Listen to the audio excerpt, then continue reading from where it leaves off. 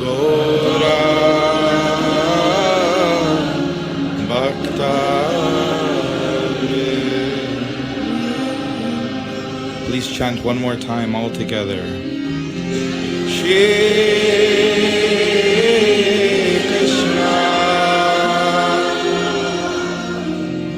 Chaitanya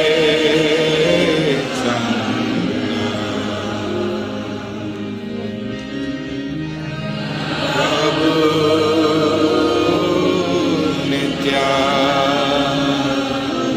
Nityananda Shri Advaita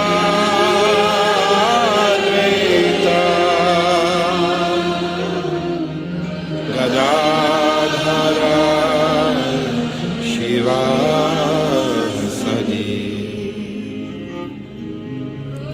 Gaura Bhakta Vrinda.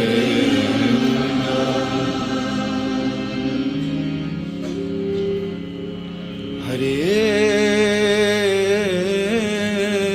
Krishna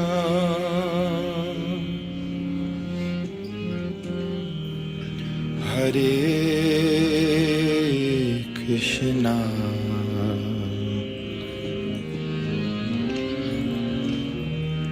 Krishna Krishna Hare Hare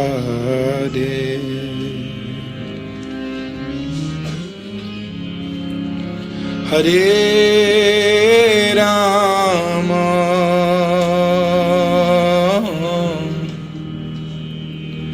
Hare Rama Rama Rama Hare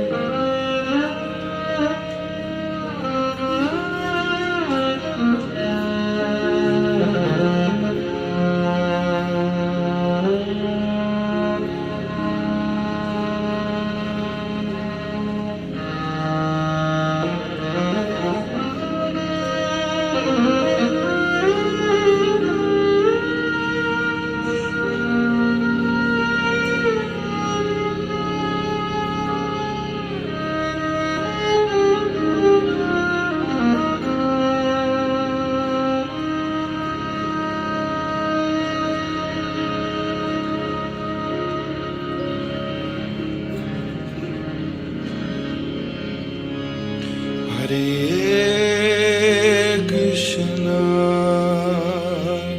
Hare Krishna,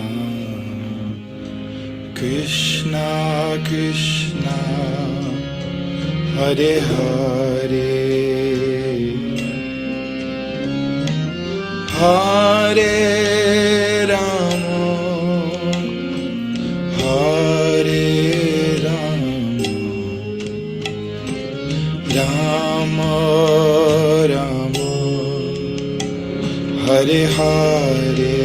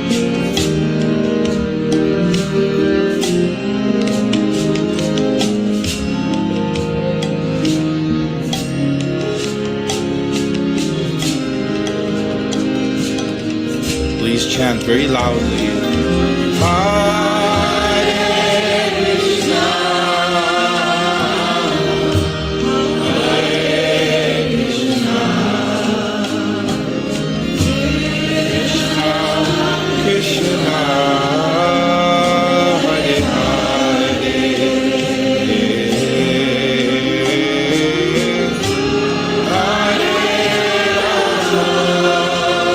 Krishna Krishna,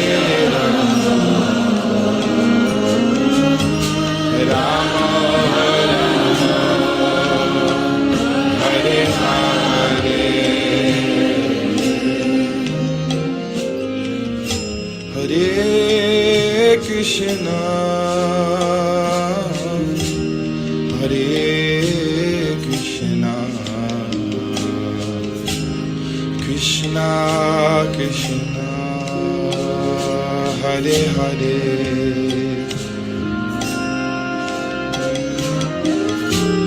Hare Rama, Hare Rama, Rama Rama, Hare Hare.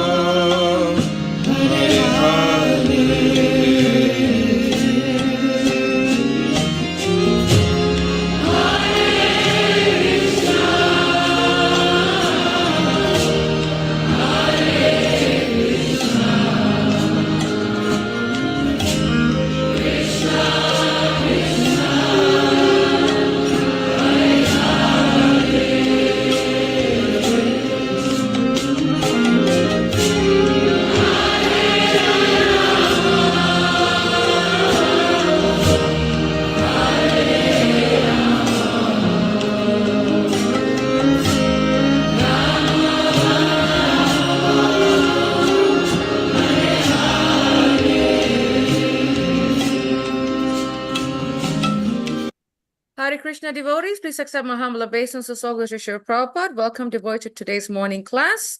This morning we will be continuing with Srimad Bhagavatam, Canto 2, Chapter 2, verse 35. And the chapter is entitled, The Lord in the Heart. And we are in the section where Sukadeva Goswami is describing the journey of the soul to Maharaj Parikshit. And we are very happy to have His Holiness Candramauli Swami with us. Hare Krishna Maharaj. Please accept my humble obeisances. All glories to you and Srila Prabhupada. Thank you. My obeisances, everyone. And it's all yours, Marge. Marge, it's a pretty long purport, so I would like to ask if you would like someone else to read it or me to read or. No, I'm going to break it down Sure. as I go along. That's and fine. I'll explain why also at the very beginning once I begin. Okay. Thank you, Marge. Bhagavate Vasudevaya. Om Namo Bhagavate Vasudevaya. Om Namo Bhagavate Vasudevaya. Bhagavan Sarva Bhuteshu Laksita Sarvamana Harihi Drishya Buddhya Divir Drasta Laksanar Anumapakai. The personnel. Now I'm going to make a statement to all the listeners. This particular verse and purport is very, very philosophical, and it's very, very difficult to understand. It is an empirical way of understanding that you are different than your body. So Prabhupada's going to explain from the empirical way how you can understand you're not this body, or how you can understand you are something different from the body. Translation: the personality of Godhead Lord Shri Krishna is in everyone living being along with the individual soul.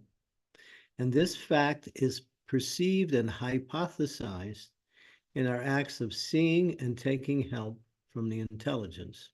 That requires some understanding.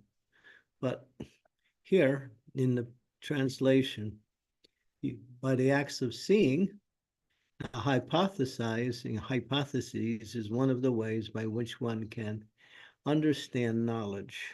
There are three ways: Anumanta, Prayaksha, and Sabda. Sabda is transcendental knowledge given directly from the Shastras.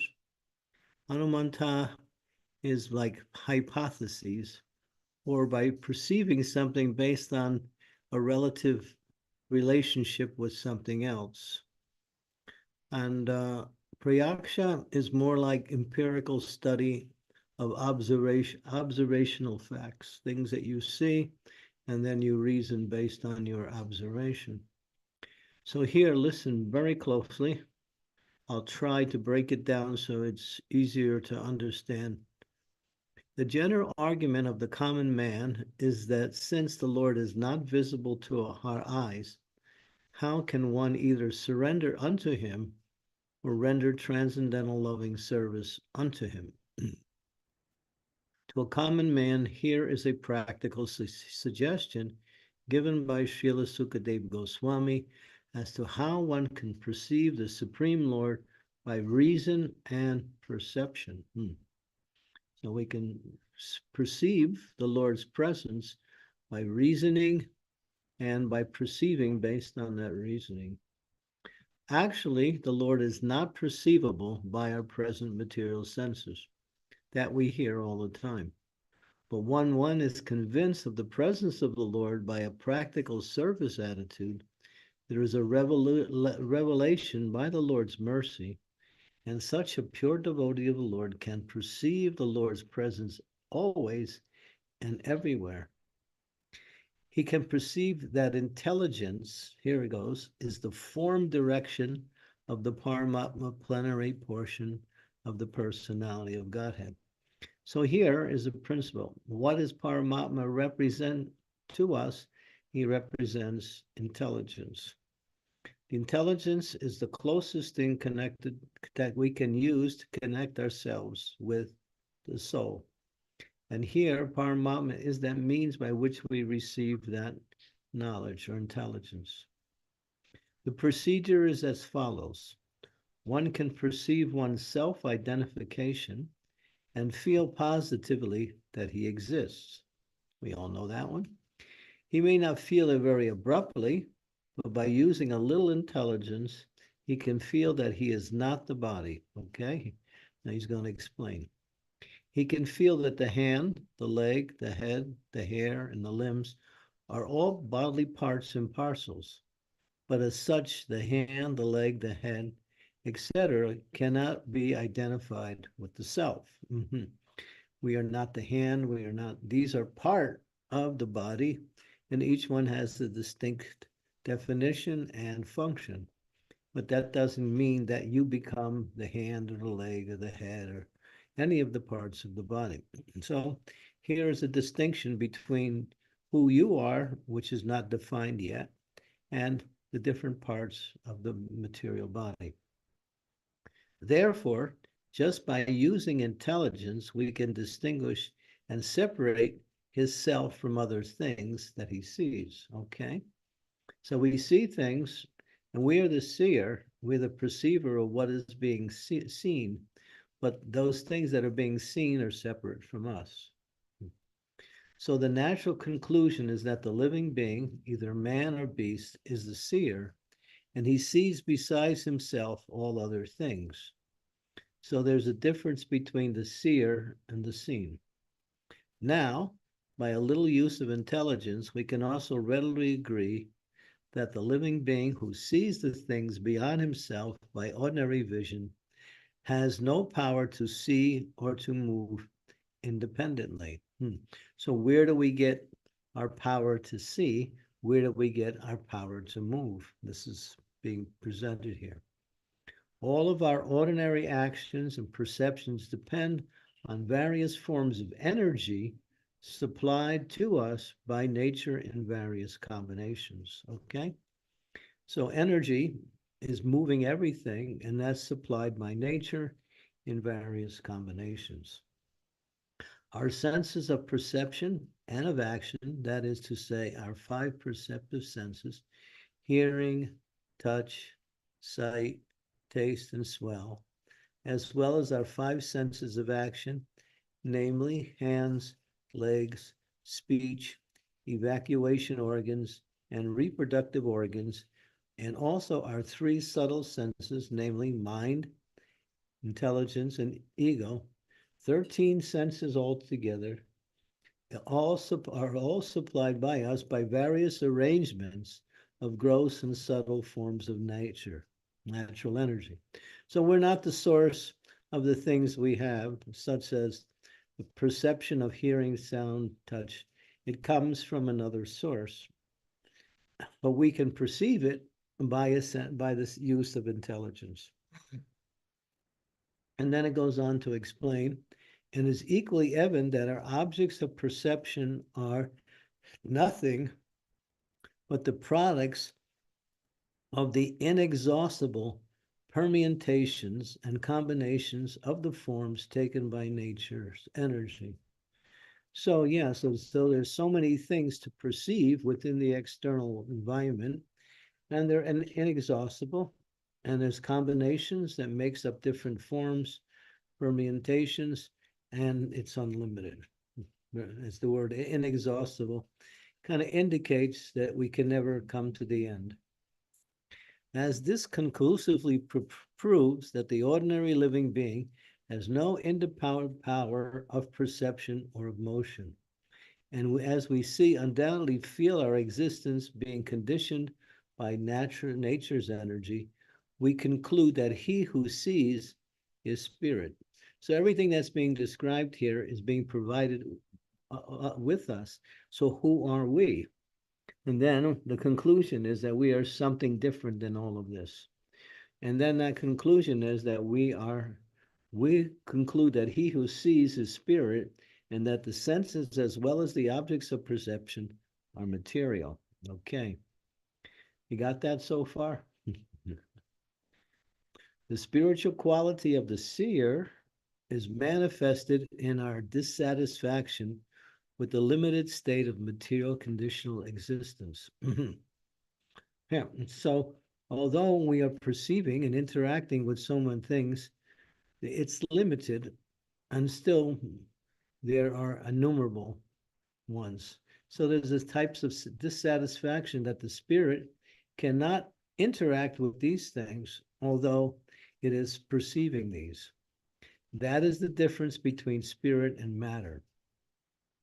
There are some less intelligent arguments that matter develops the power of seeing and moving as a certain organic development, but such an argument cannot be accepted because there is no experimental evidence that matter has anywhere produced a living being, living entity. So that's what the scientists use as the basis of their understanding of existence. That as matter combines with other forms of matter, that combination produces something, and then that continues one principle after another. But it cannot produce life. That's the point that is being made here, because these things are all changeable, and we, the seer, are not. Trust no future, however pleasant. Idle talks regarding future development of matter into spirit are actually foolish because no matter has ever developed the power of seeing or moving in any part of the world. And although scientists have been trying, there has never been any success. Therefore, it is definite that matter and spirit are two different identities. And this conclusion is arrived at by the use of the intelligence. So here we come back to the intelligence, which is the manifestation of the energy of the Lord, who is known as Supersoul, that directs our intelligence according to our desire. Now we come to the point that the things which are seen by a little use of intelligence cannot be animate unless we accept someone as the user or the director of the intelligence. Now we're going towards Supersoul. Intelligence gives one direction like some higher authority, and the living being cannot see or move or eat or do anything without the use of intelligence. When one fails to take advantage of intelligence, he becomes a deranged man. And so a living being is dependent on intelligence or the direction of a superior being. Intelligence is the guiding principle. The mind cannot go in any, what we say, orderly direction, but intelligence takes direction and makes order out of it based on values, principles, and desired outcome. Such intelligence is all pervading. That's interesting. Such intelligence, in other words, everyone has intelligence, it's everywhere. Every living being has his intelligence, and this intelligence, being the direction of some higher authority, is just like a father giving directions to his son.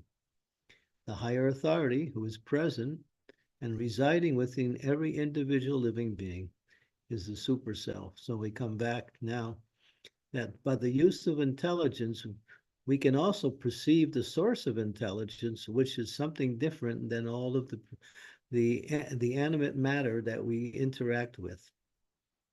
It's coming from another source. At this point in our investigation, we may consider the following question. On the one hand, we realize that all our perceptions and activities are conditioned by the arrangements of material nature. So no one can make the external arrangements. These things are all done by the interaction of nature. And how we perceive them and how we interact with them is all done by material nature. And then it says, yet we are also ordinarily feel and say, I am perceiving or I am doing. Therefore, we can say that our material senses of perception and action are moving because we are identifying the self with the material body, and that the superior principle of Supersoul is guiding and supplying us according to our desire.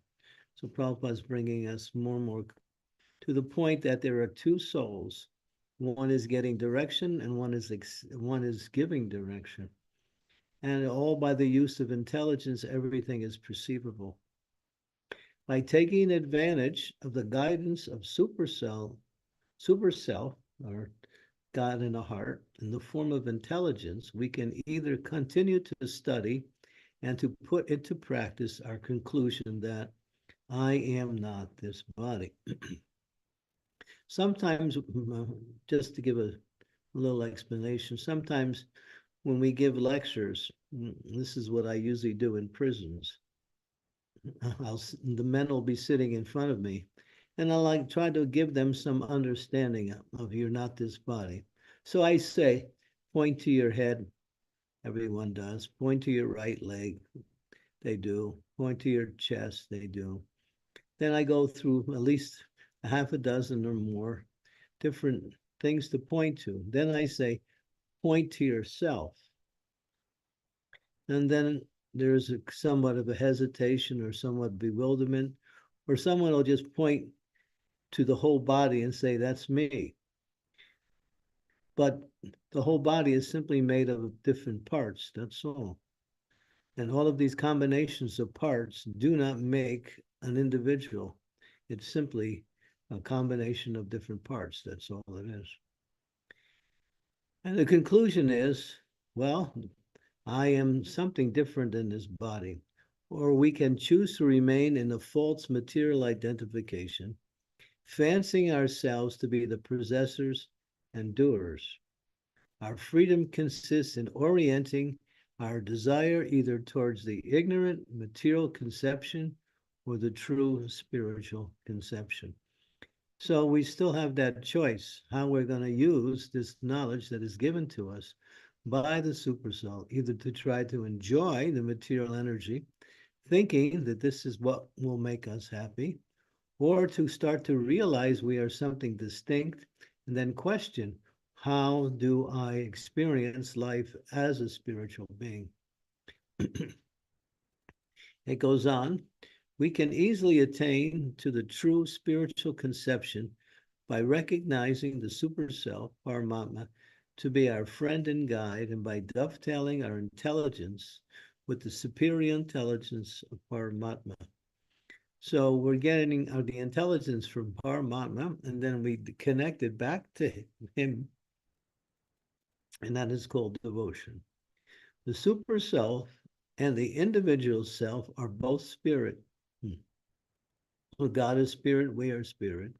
And therefore, the super self and the individual self are both qualitatively one and distinct from matter.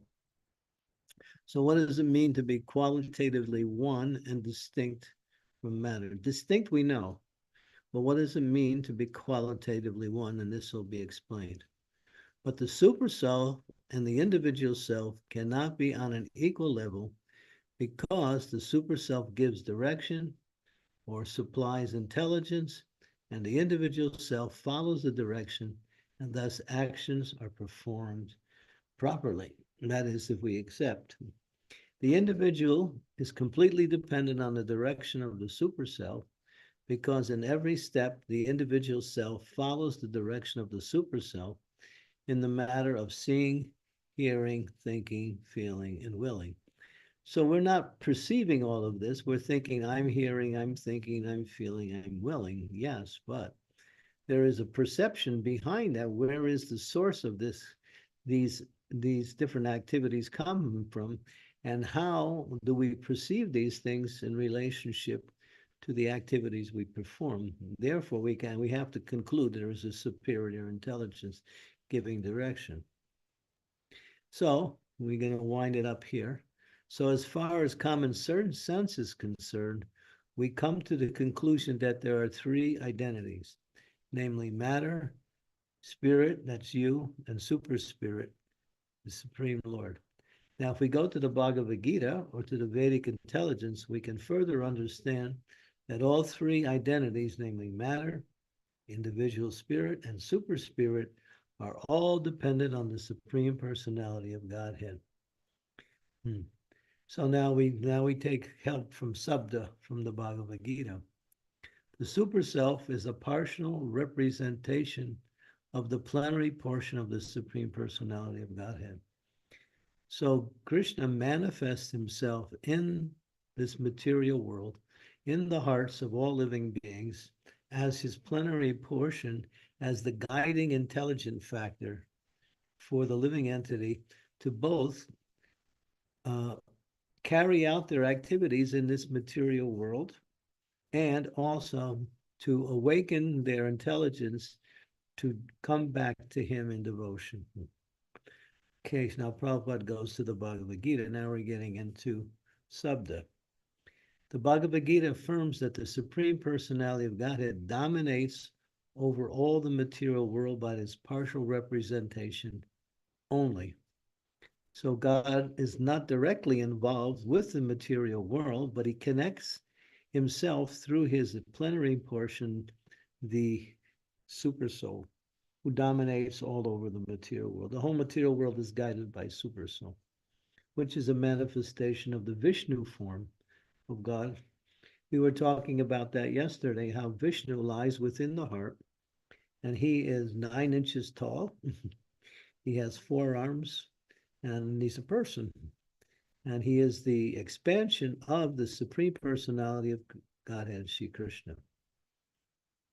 God is great, and he cannot be simply an order supplier of the individual selves. Therefore, the super soul cannot be a full representation of the Supreme Self, Purushottam. That one seems to be a little difficult on it. He cannot be simply an order supplier. Therefore, the super self cannot be a full representation of the Supreme Lord Self, because the Supreme Lord, absolute personality of Godhead, is the manifestation of providing everything one needs. Okay, so where are we here? Okay. And by the progress of self-realization, one is able to realize the Supreme Personality of Godhead by the use of intelligence, by the help of authorized scriptures, and principally by the grace of the Lord. So intelligence takes you very far. It gets you to the point of understanding you're something different than the body. And actually connecting with the Lord in the heart comes from scripture, guidance that's given by scripture, and by the mercy of the Lord. When the Lord wants to give his mercy, then everything becomes understood. The Bhagavad Gita is the preliminary conception of the personality of Godhead, Shri Krishna, and Srimad Bhagavatam is the further explanation of the science of Godhead.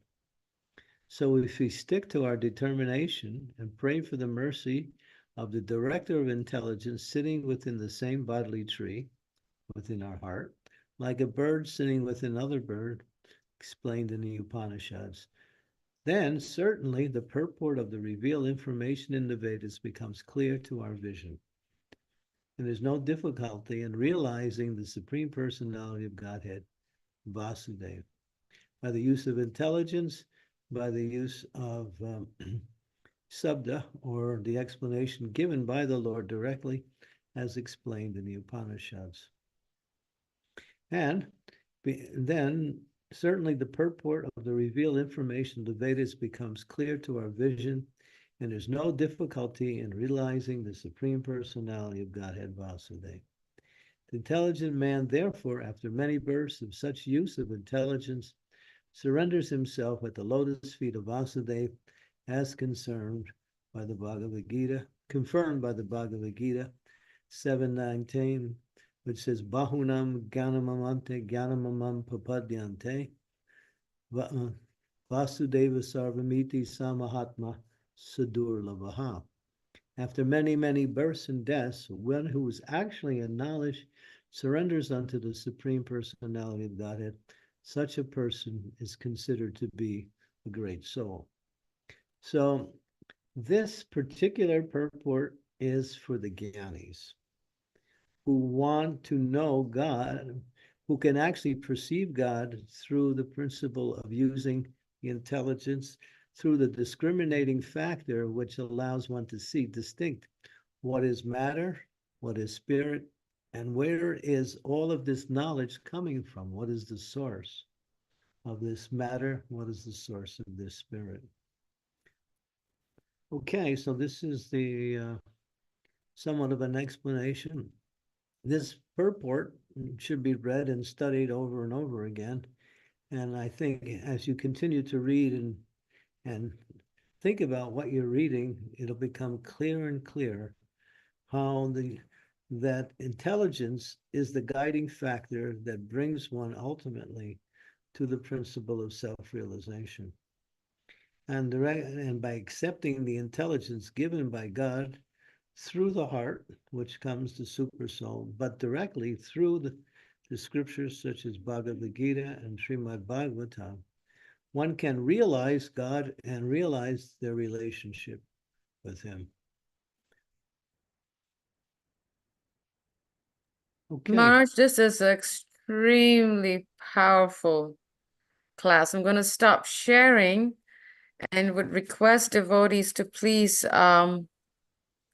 turn on your cameras wherever you can. This is definitely a chapter, a verse that we have to read and break it down sentence by sentence and write our questions up again to ask again. But amazing.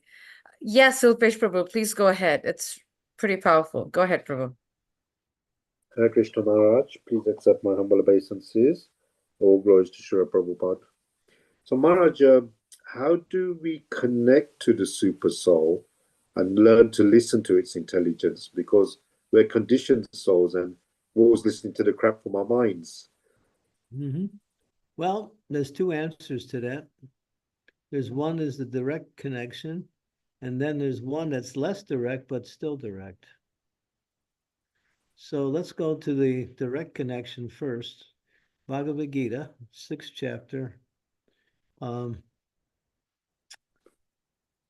verse number 7. This is the direct connection. But then I'll give you the less direct, which is equally as good.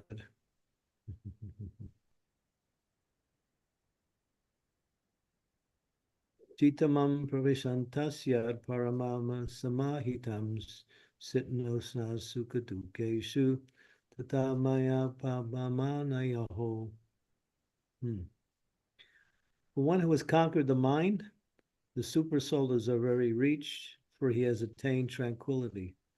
To such a man, happiness and distress, heat and cold, honor and dishonor are all the same.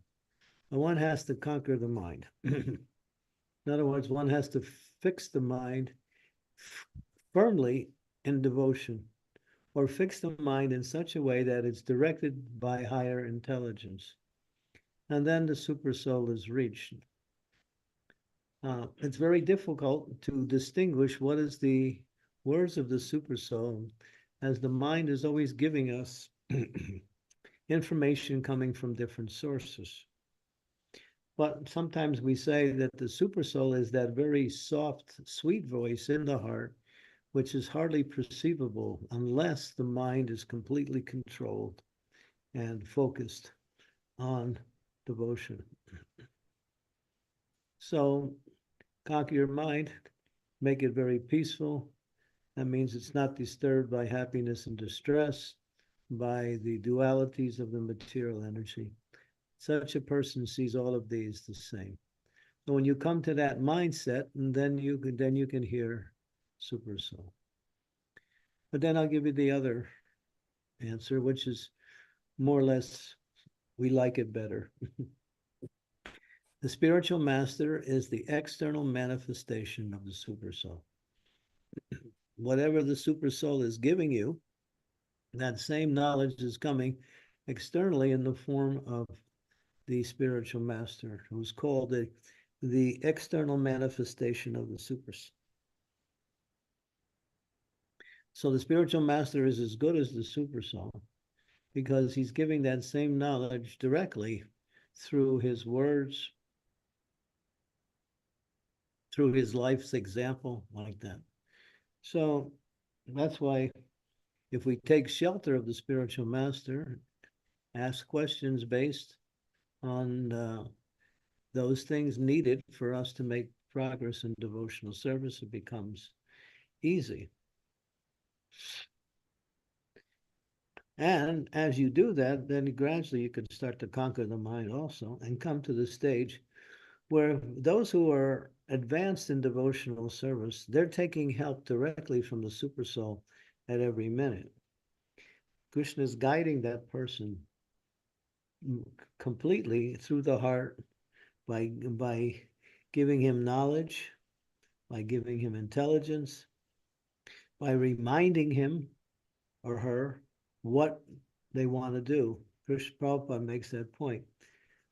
When you're connected with the process, Krishna is there telling you, oh, you wanted to do this. So he even helps you fulfill your own desires by reminding you what you have desired like that. But then again, it's easy, if we're not so advanced, to get the voice of the Supersoul and the other voices that are situated in our heart mixed up. And therefore, we can mistakenly think that we're getting knowledge from the Supersoul, but it's just the echoes of the mind. That's all. So we can check what Supersoul says by checking it with what we hear from the spiritual master. That's why it's important to read the books and to hear regularly from the spiritual master.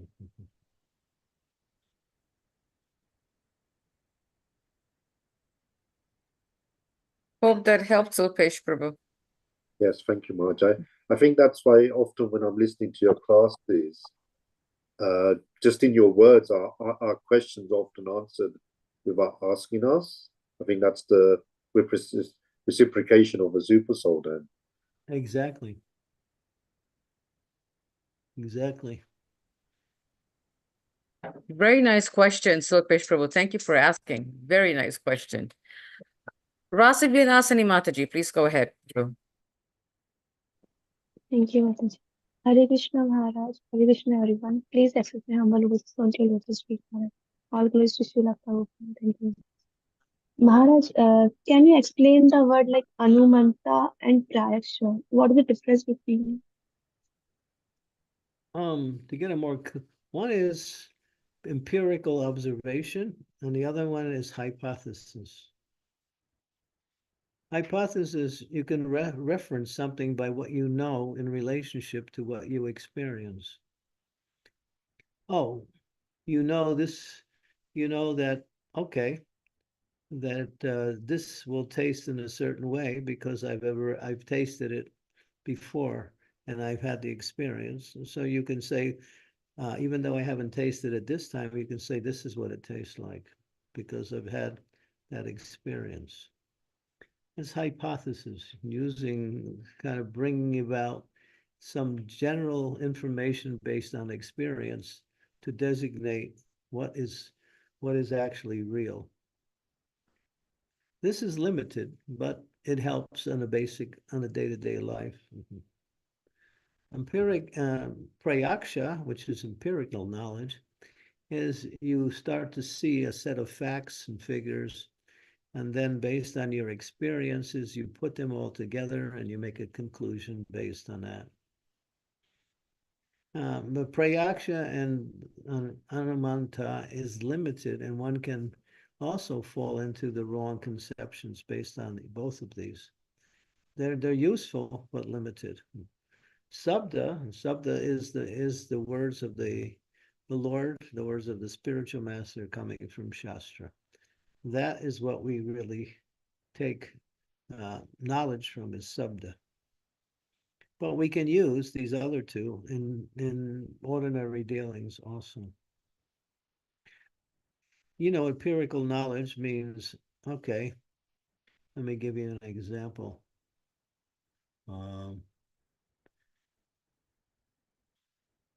Empirical knowledge will be, okay, I want to build a house. So what do I need? I need wood. I need tools. I need the ingredients that the house is made up of. And then I also try to understand, based on my experience, how to put it all together to make a house. That's all empirical. It's just putting things together based on what is the designated use of a particular thing, and then using it and to come to some conclusion. Okay. For instance, that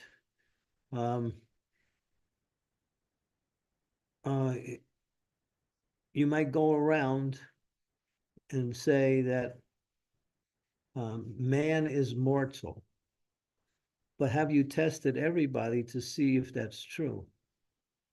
You can't, but if everybody you test and get information from, you understand, yes, man is mortal. So you can conclude based on limited experience and information that man is mortal.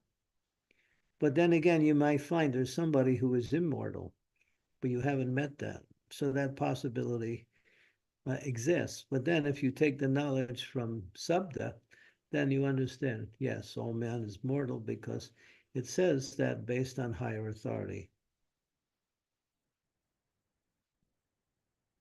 You don't know who your father is, so you ask your mother, and she will tell you.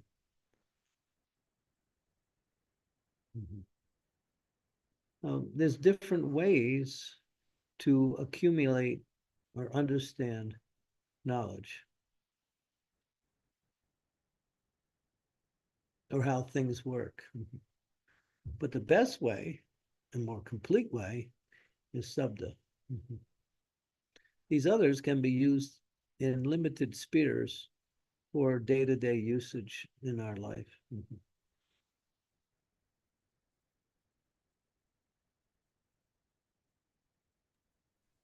Thank you, Maharaj. Thank you so much. Hare You Krishna. still remain confused, right? Little bit, Maharaj.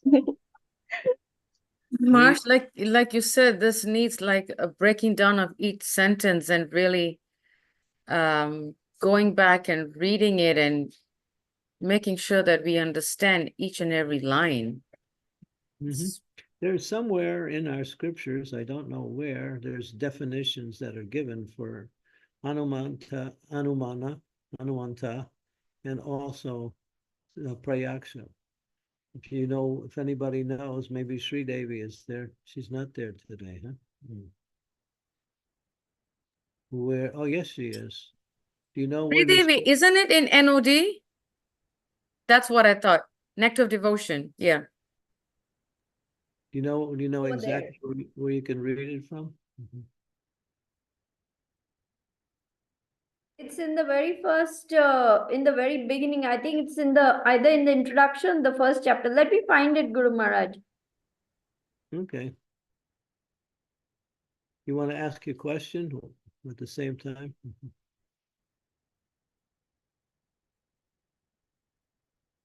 My question, dear Guru Maharaj, please accept my humble obeisances. All glories to Prabhupada.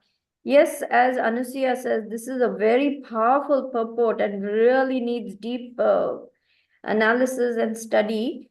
My question is this, Guru Maharaj. We know many times, we know that we are supposed to do certain things. We have been given the order by the spiritual master, and we know that this is what we are supposed to do. But yet our conditioning takes us away from doing those things. It tells, oh, you can postpone it, oh, you can do it later, oh, there's time to do it. There's not that focus, determination, or urgency to do it. What brings about this kind of lackadaisical behavior when the opposite should be in place? Requires some intelligence to prioritize the activities that we are meant to perform. For instance, what is the most important activity over the day? Is to chant the Hare Krishna Mahamantra. That's why it's given prominence in our scriptures and by the spiritual teachers.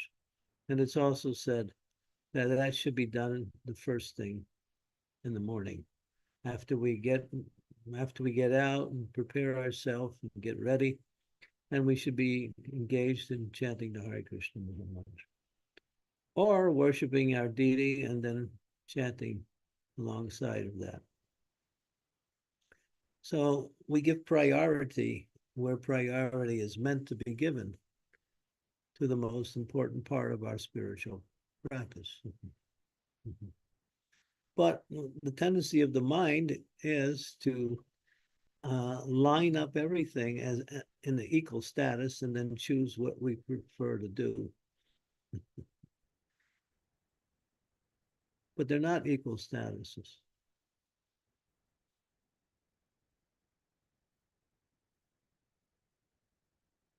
So that's our conditioned nature. We minimize the importance or when something is prioritized, just like it says at the time of death, you're not going to start thinking about how to buy your next sari, you know. So a situation like that brings about a sense of understanding of the priority of the moment. But then the scriptures also say that the material world is a dangerous place and one can be destroyed at any moment. So why not use your intelligence to prioritize what is important and live life in that way. Don't think, well, I have a lot of time, I can do it later. Sometimes we joke and we say, why wait to the last minute when you can wait to the last second?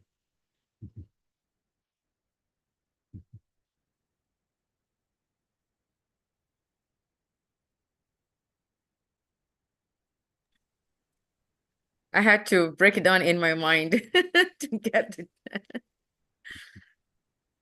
Thank you, Maharaj. Actually, I was gonna say Sri Devi is actually in Sri Upanishad, not Nectar of Devotion. Yes, yes. I couldn't remember. I knew it was in some introduction, but even I couldn't remember Yeah, exactly. me too.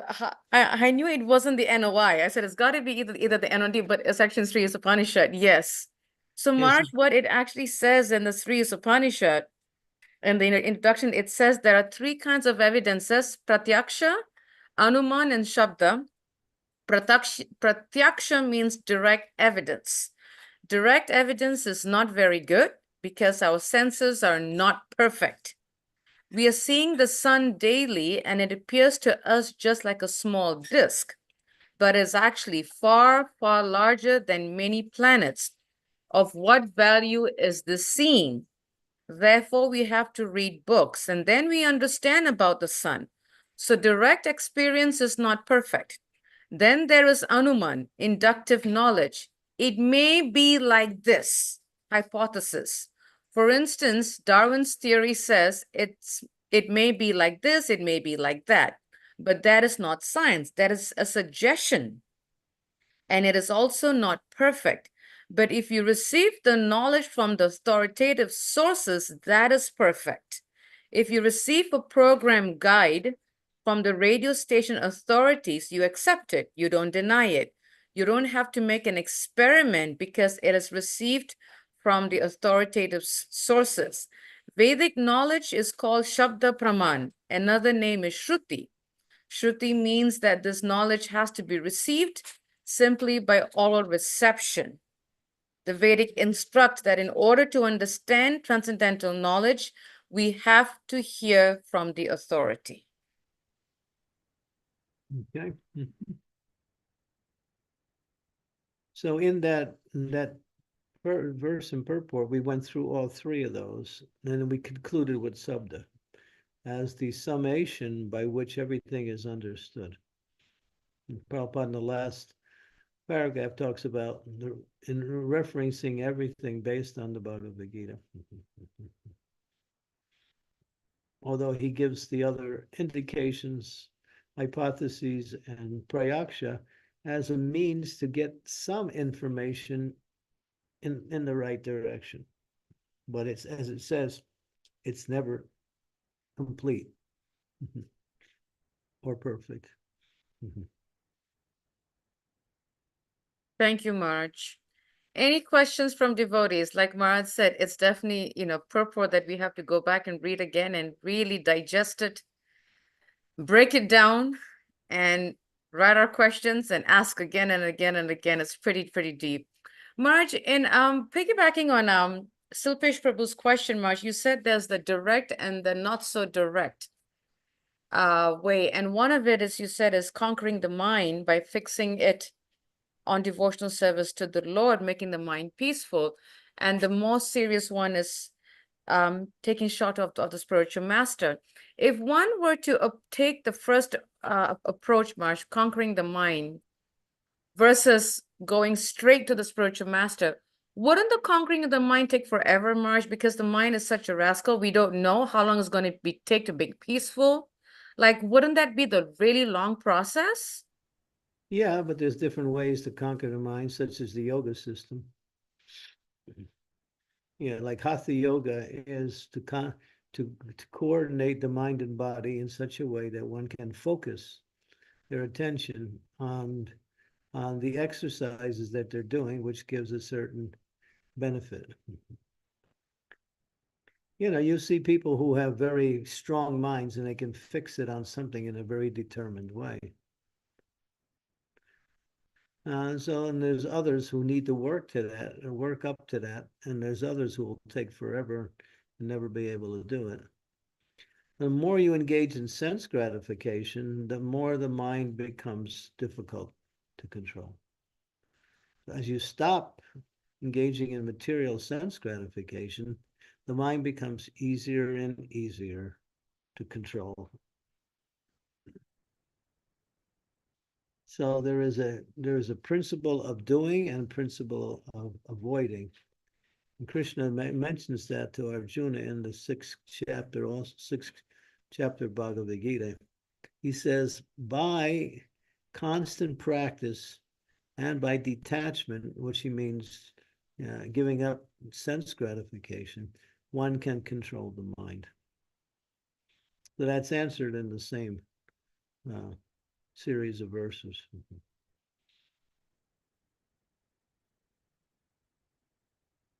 By Thank you, constant Marge. practice. So the word constant practice means you have to work on it.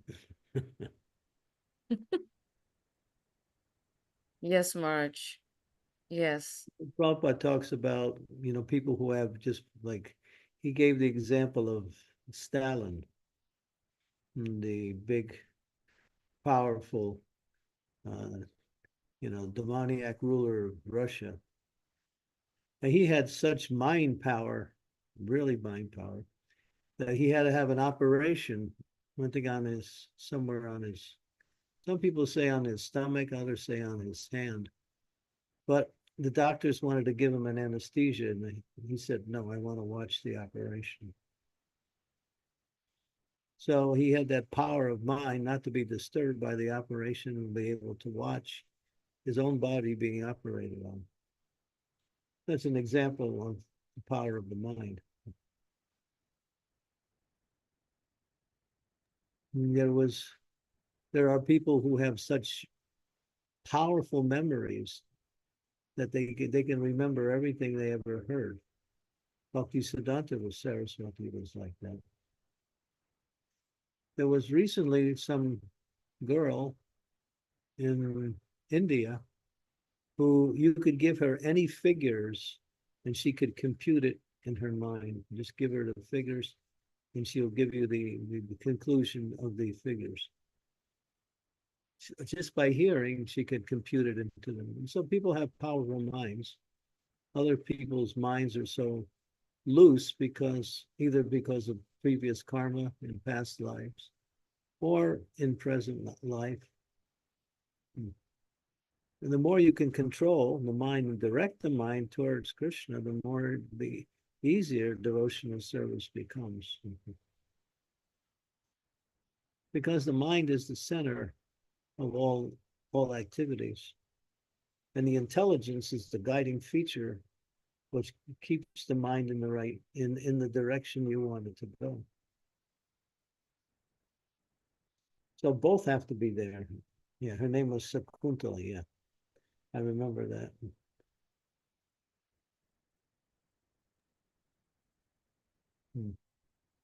Thank you, Marge. Thank you so much.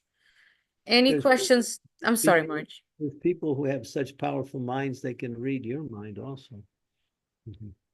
They can tell you what you're thinking. You know one such person, right? Yes, Marge. It was scary. Yeah, it happened to me also. It wasn't scary, it was revealing to me, but it wasn't, but it was there, you know.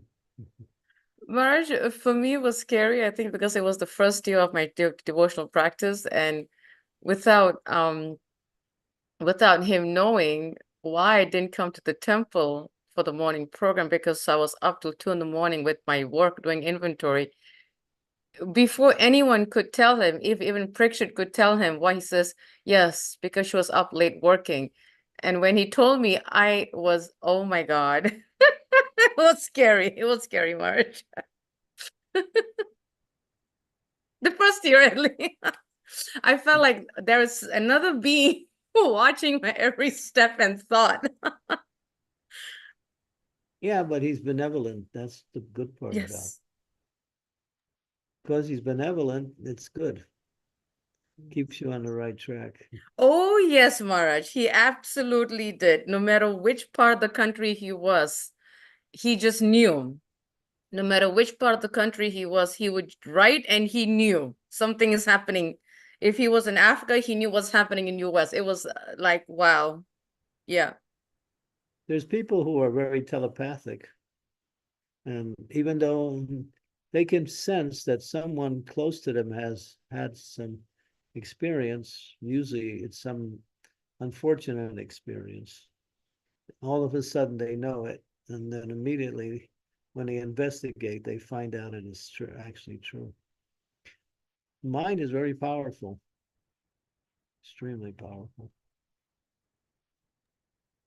But if we're into too much sense gratification, as one Acharya said in our movement, it's like there's loose screws up there, he called it. The screws are loose. Well, you have to practice that.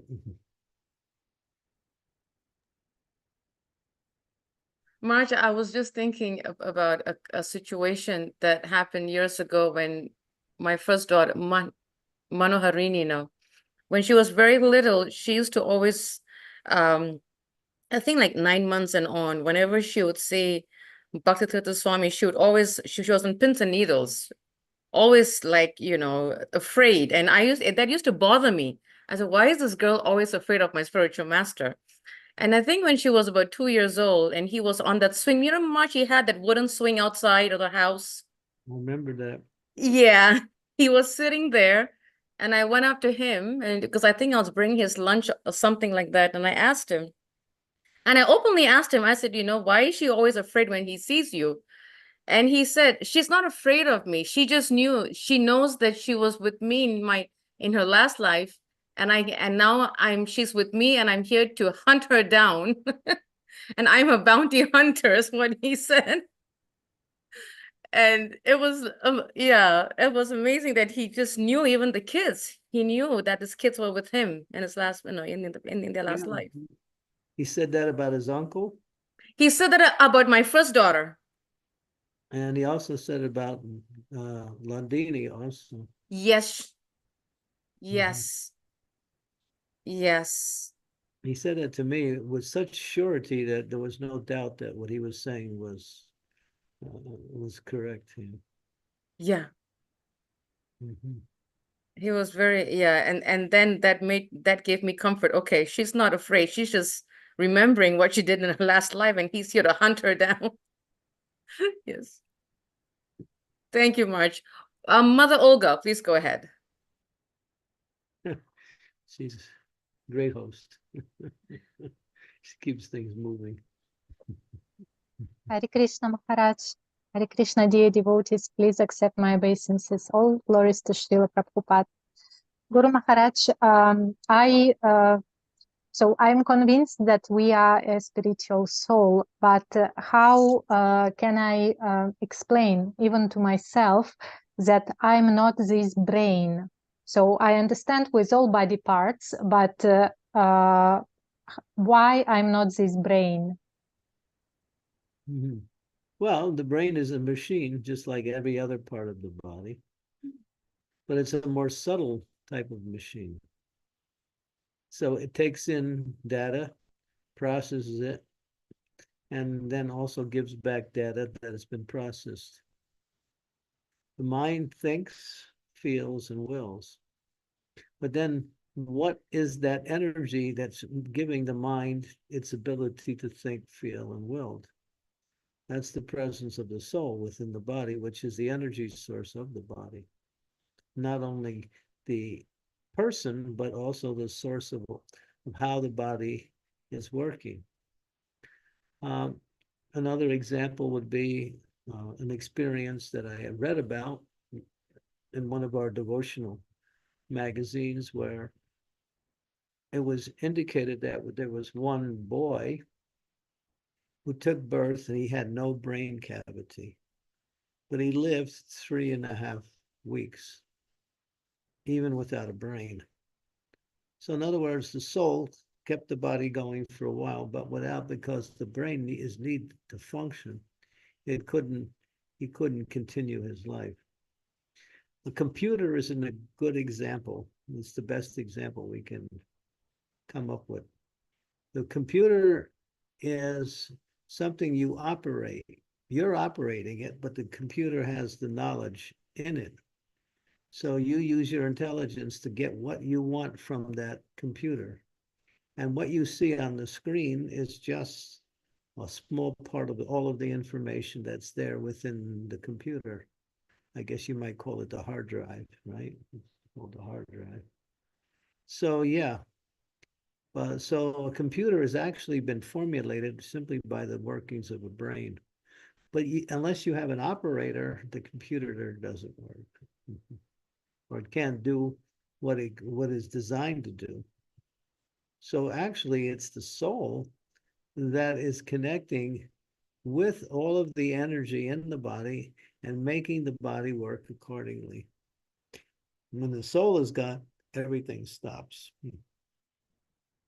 But there's an example, at least I know of one example, where even without a brain, someone was able to live for 3.5 weeks. Thank you, Yeah. Guru Maharaj. Yeah. So you're not the brain. That's very comforting, right, Maharaj, to know that we're not the brain. Sri Devi and I are laughing like any. It's so comforting. The brain is not the master, although we try to make it the master. The mind and the brain are different. The mind is the thoughts and impressions and emotions that go in and out of the brain. And that's coming from the soul also, based on our perception of reality in our experience in this world. That's also not us either. Maharaj, I remember in one of your class you mentioned you referred to the mind as the roadmap. Yeah, what's in the mind is already mapped out. To go into that knowledge gives you a direction according to your desire. So it's not planned out. But the mind can jump anywhere. Mind has a tendency to keep moving. It doesn't stop. If you can keep the mind in one place for about 10 seconds, you're really good. It keeps moving, it keeps moving, it keeps moving. Meditation helps to slow down the activities of the mind, where you can focus longer on something. But that's also a process of slowing down the activities of the mind and focusing those activities in a particular direction. Maharaj, the mind sometimes it sounds like the mind is a whole complete different entity from the self. It is. Wow. The mind can take in anything and everything and process it and evaluate based on whether it likes it or doesn't like it. Is it useful or not useful? Marge, there's a question down in the chat here from, let me get the name up, Dheeraj Prabhu. He said, Hare Krishna Gurudev, please accept my humble obeisances. All glories to Srila Prabhupada. Everyone is going to die one day. But when we know that we are going to die soon, anything can happen to us anytime. How to deal with this? Jan Hare Krishna. Haribol. That's all. Jan Hare Krishna and don't stop. I'm serious. That's an answer. And that way, when death comes, you'll be elevated to the spiritual world. March reminds me of Tamakrishna Maharaj leaving his body. It was unexpected, and he was chanting his rounds. We had, I think he had his bead bag in his hand when he was in that taxi with his disciples and the cab driver when he was leaving Mayapur after the meetings, right, Maharaj? Something like that? Yeah, anyone who's serious about devotional service will constantly chant. That means if they're doing something, they'll focus on that. But when they're moving around or just going from place to place, they're chanting. Their mind is actively connected to the holy name. Yeah. They take rest at night. The last thing they do is they chant the holy names. The first thing they get up in the morning is they chant the holy names. We start with the holy name and we end with the holy name. And yeah, the holy name will take you. The holy name is so powerful that if the holy name wants to descend into your life, even if you're not chanting, the experience of the holy name can come into your life even without any effort on your part. In other words, you're in a particular situation. Say you're driving in the car and all of a sudden there's a bad accident. And even though you may not be thinking of the holy name or even remembering the holy name will enter into your mind and somehow or other connect you with the spiritual energy. So that's Krishna's mercy for those who dedicate their lives to chanting. Even if they can't remember or forget to remember. Wow. Such mercy, so much mercy built in the process. And we take it for granted, Marge. I take it for granted. It's like we forget the small little things. So much mercy, and we literally take it for granted. Wow. Hare Krishna. No, what do you mean we take it for granted? I take it for granted. What does that mean? It's just like we don't I don't realize how much mercy is built in. We just operate like as if I'm in charge, I'm in charge, I'm in charge. And we can move things the way we want, but it's completely Krishna's mercy. He'll decide whether he moves it or not. Yeah. Like we need this constant reminder. Yeah, all we have to do is surrender. Mm-hmm. Surrender to the instructions of the spiritual master, surrender to the process of chanting. Yes, Marge. Balakrishna Prabhu, it's yours. Go ahead. And then I'll go to Amritanam in the chat. Wow, we got 42 people online today. Yeah. Marge is a hot topic, Marge. It's a hot topic. It is. Thank you, Mataji. Hare Krishna Maharaj, humble obeisances to you, humble obeisances to Srila Prabhupada, and my humble obeisances to all Vaishnavas here and everywhere. Maharaj, I have a simple question. So given two devotees who are doing devotional service, can one be more accelerated? And how can I get on that fast track, Maharaj? Associate with Yugal Kishore, you'll be all right. Yes.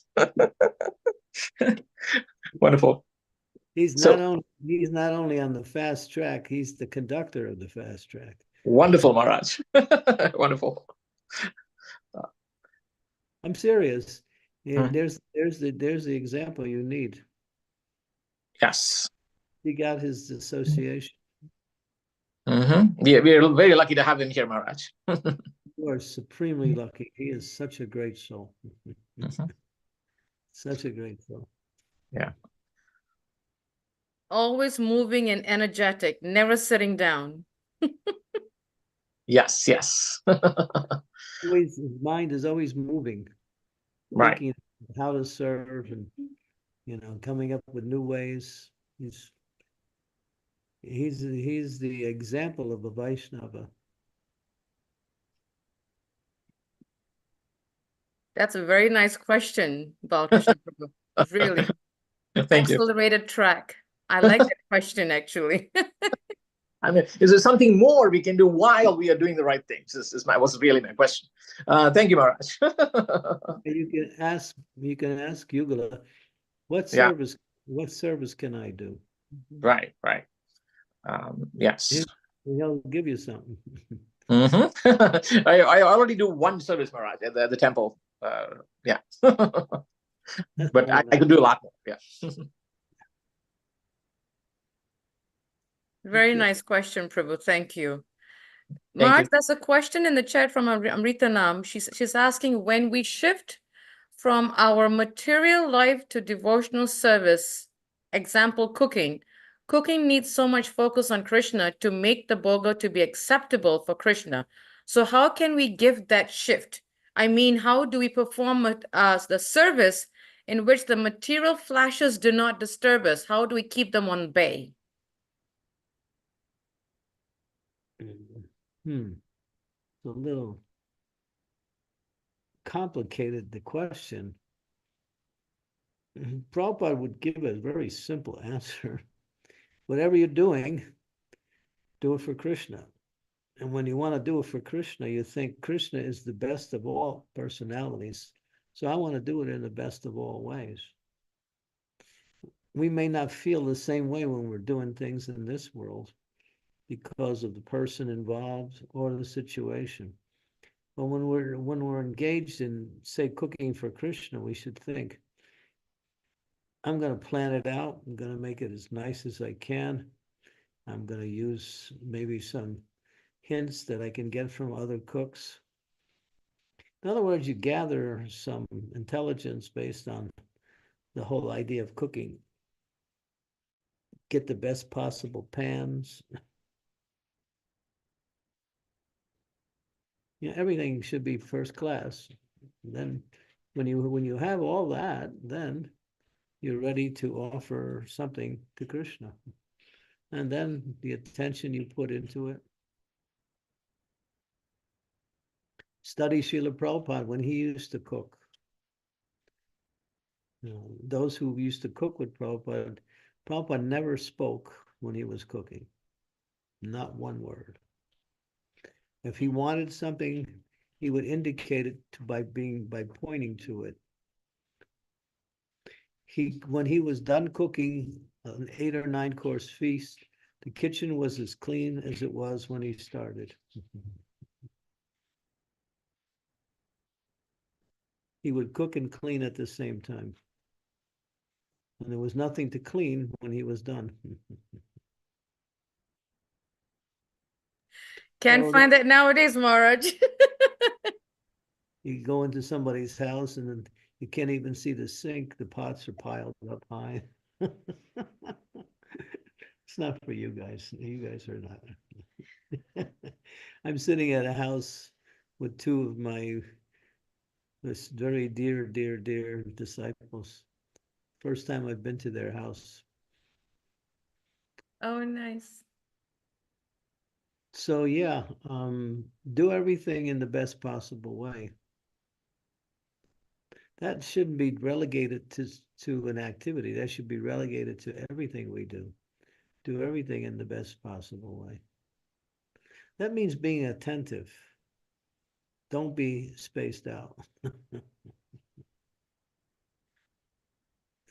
Our problem is we have so many things to do, so we just move from one thing to another, sometimes doing something half because we want to get to the next thing.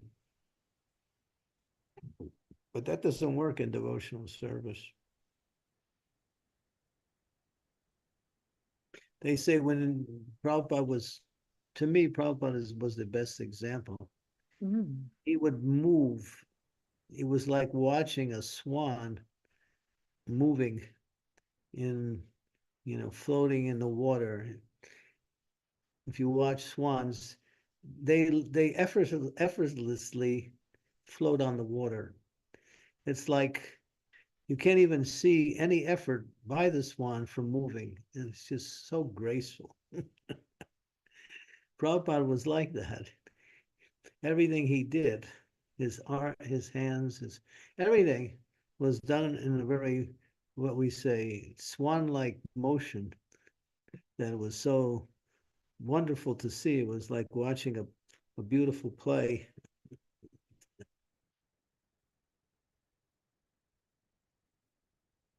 I can't say I'm even close to that, but You can kayak in a Michigan lake, or Maharaj, you can get that experience.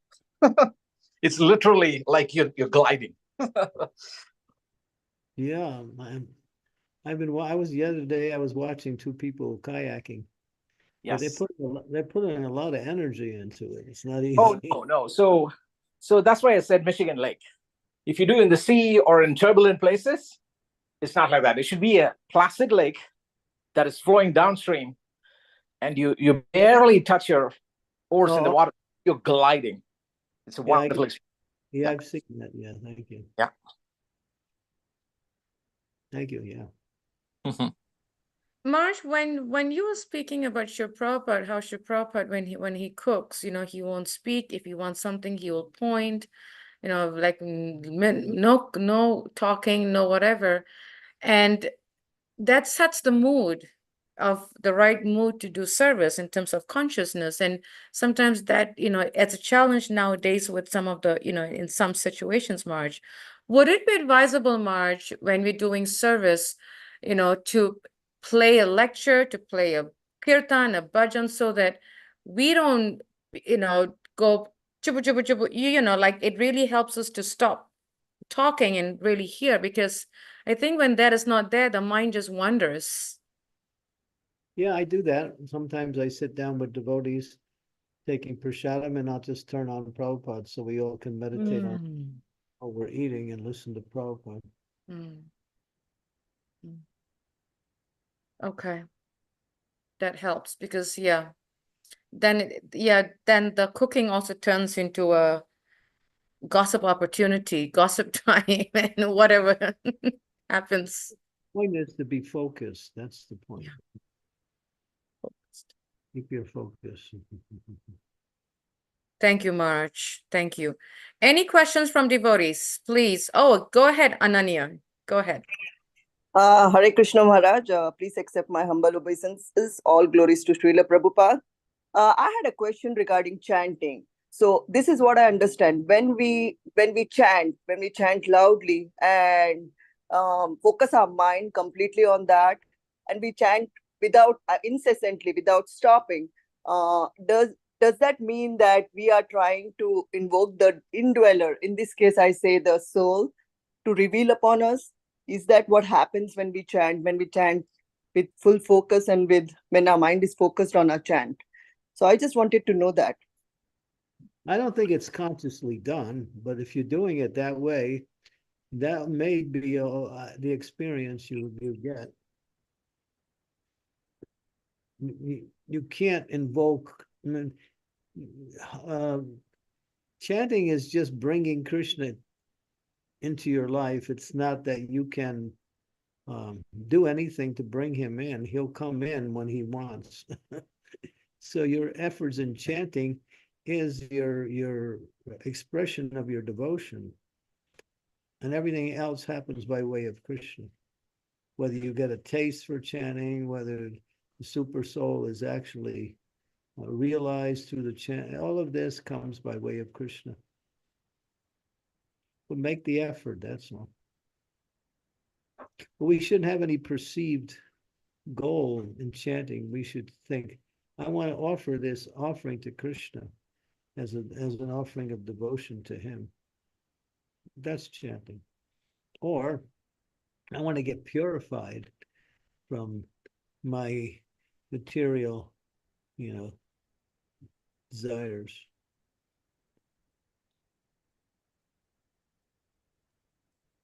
Hope that helped, Ananya. Guru Maharaj, I had one more question. When you say purified, what does it mean? Like, basically, I understand, yeah. So is it like we are not asking the indweller or the consciousness, whatever, yeah, to reveal upon us? So is that what it means when we say purified? Purify, Krishna says, Srinvata Swakata Krishna. He's purifying the heart as you hear and chant his glories. He's cleansing the mirror of the mind. He's getting rid of all of those material attachments and coverings that are covering the soul. He's doing that, but you're making the effort. Krishna told Arjuna, you have to fight, but don't think your fighting is the cause of your victory. He said, fight for the sake of fighting. In other words, because I want you to fight, you fight. Krishna is saying you should chant, but ultimately I give you the results.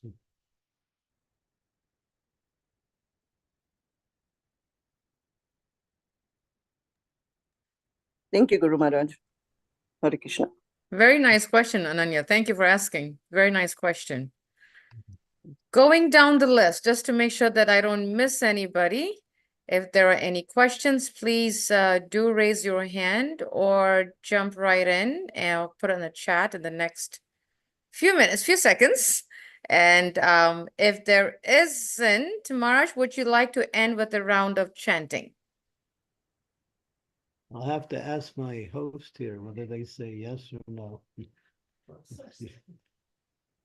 Both of them said with very big smiles. Yes. Okay, I have to honor my host. So grab your beads. Okay. Balaram, can you get my? Yeah, it's right there. So we'll do one round. Yes, March. I'm on the road today, so you have to get back on the road. No problem. Yes, March. Okay.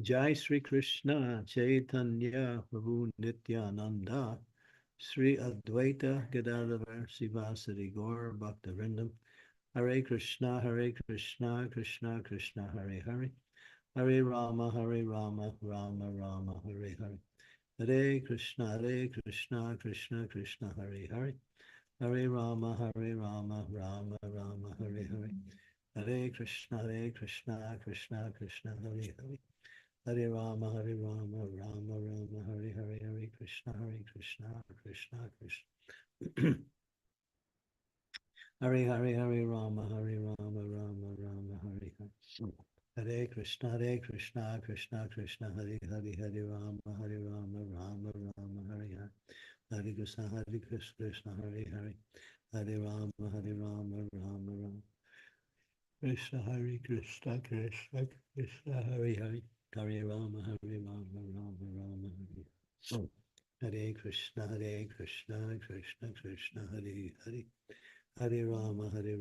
Rama Rama Hare Hare Krishna Krishna Krishna Hare Hare Hare Rama Rama Rama Hare Hare Hare Krishna Krishna Hare Hare Hare Rama Rama Hare Hare Hare Krishna Hare Hare Rama Rama Hare Krishna Krishna Hare Hare Rama Rama Hare Krishna Krishna Hare Rama Rama Rama Hare Hare Hare Krishna Krishna Hari Hari Hari Ram, Hare Ram, Ram Ram, Hari Hari.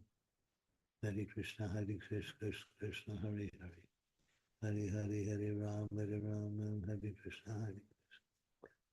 Hari Hari Hari Ram, Hare Ram, Ram Ram, Hari Krishna, Hari Krishna, Krishna. Hari Hari Hari.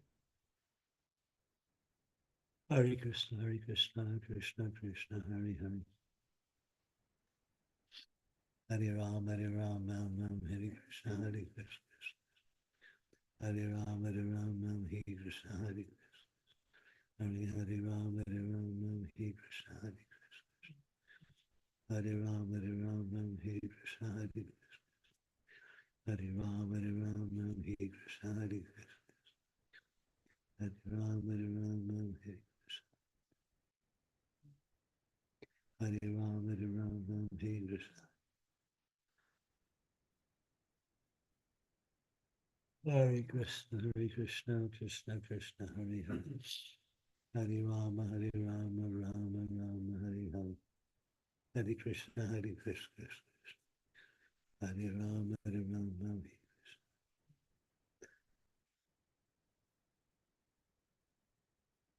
Hare Hare, Hare Rama,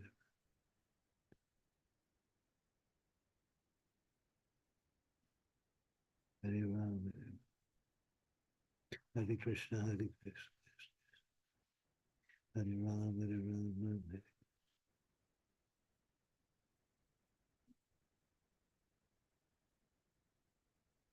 Hare Krishna.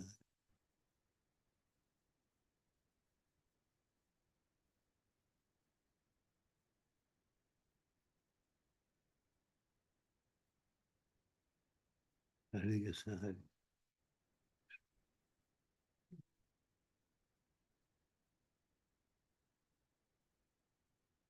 Hare Krishna, Hare Krishna.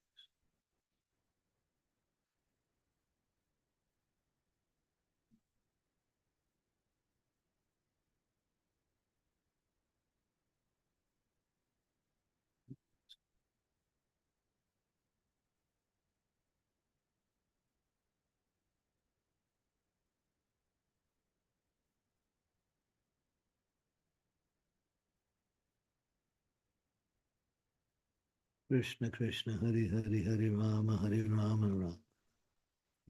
Hare Hare, Hare Krishna, Krishna Krishna, Hare Hare. Hare Hare, Hare Rama, Ram Ram, Hare Hare. Hare Krishna, Krishna Krishna, Hare Hare. Hare Hare, Hare Rama, Ram, Hare Krishna, Krishna. Ram, Ram, Hare Hare, Hare Krishna, Krishna Krishna, Hare Hare. Hare Rama, Ram. Hare Krishna, Krishna. Bhava. Hare Hare, Hare Krishna, Krishna Krishna, Hare Hare. Hare Rama, Rama, Hare Hare, Hare Krishna, Krishna. Krishna, Hare Hare, Hare Rama, Rama. Hare Krishna, Krishna.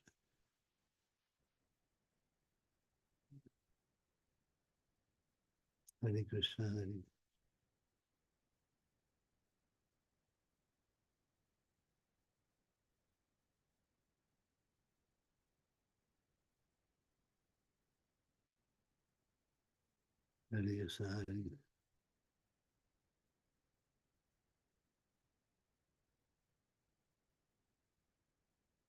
Hare Krishna, Hare Krishna, Krishna Krishna.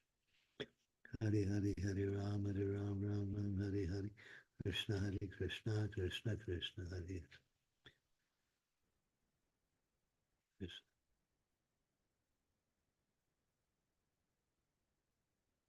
Hare Rama, Ram, Hare Krishna.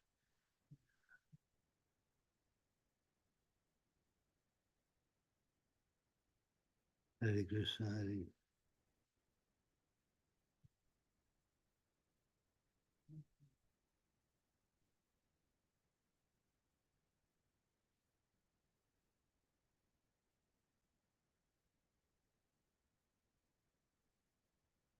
Krishna, Krishna Krishna, Hare.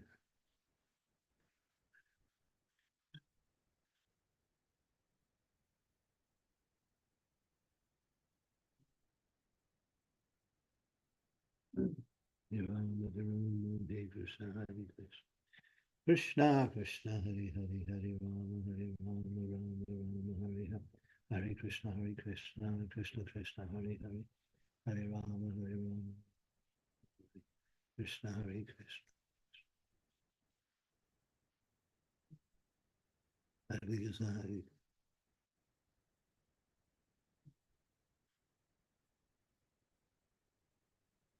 Hare Krishna.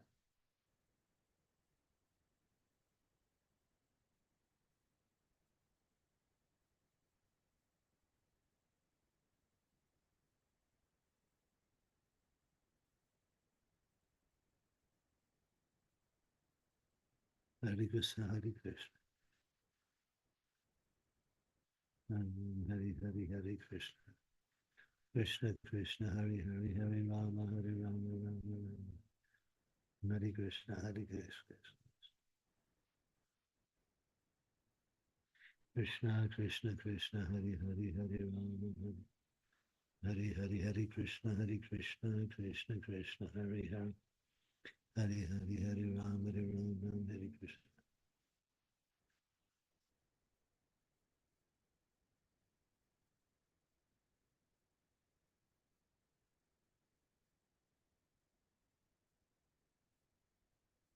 Hare Krishna. Hare Hare, Hare Rama, Hare Rama.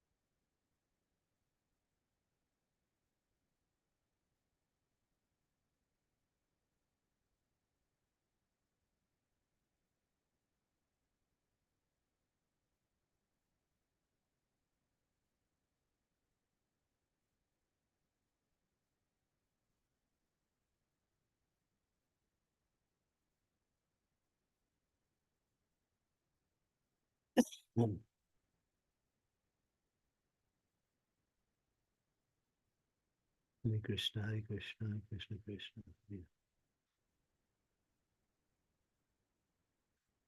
Hare Krishna, Krishna Krishna. Krishna Krishna, Hare Hare, Hare Rama, Hare Rama, Krishna Hare.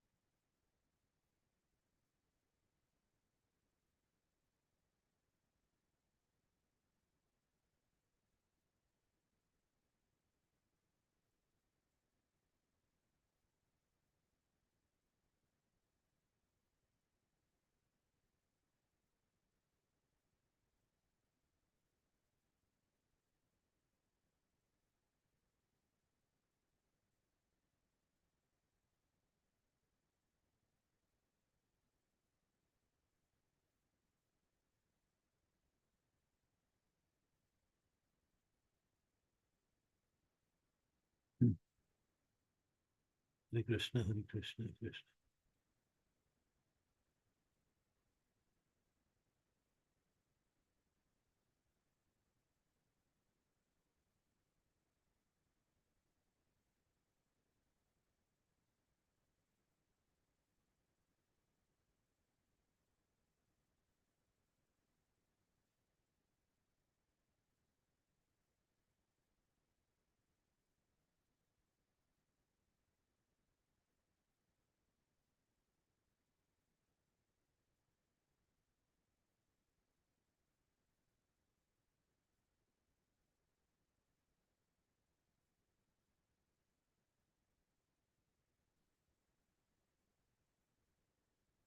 Hare Krishna, Hare Krishna, Hare Krishna, Krishna, Hare Hare. Hare Ram, Hare Ram, Ram Ram, Hare Hare. Hare Krishna, Krishna, Krishna, Hare Hare. Hare Rama, Hare Rama, Rama Rama, Hare Hare. Hare Krishna, Krishna, Krishna.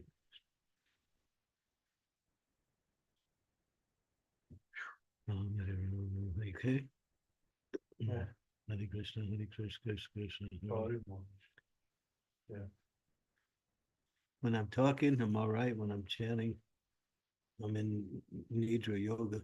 Hare Krishna, Krishna, Krishna, Krishna, Hare Hare.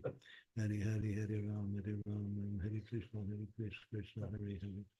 Hare Ram, Hare Krishna, Krishna, Hare Hare. Hare Hare, Hare Ram, Hare Krishna, Krishna. Hare Hare, Hare Ram, Hare Hare. Hare Krishna, Krishna, Krishna, Hare Hare. Hare Hare, Hare Ram, Hare Krishna, Krishna, Hare Hare. Bring it over. Okay, just in time. Saved by the lady of the house. Hare Krishna, Krishna, Krishna, Hare Hare. Hare Ram, Hare Krishna, Krishna, Hare Hare.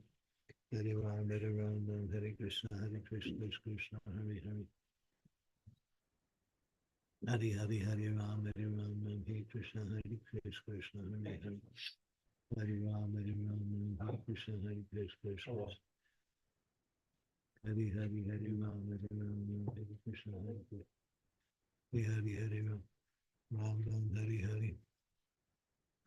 Hare Hare, Hare Ram, Hare Krishna, Hare Hare, Ram, Hare Hare. Hare Krishna, Krishna, Krishna, Hare Hare. Hare Ram.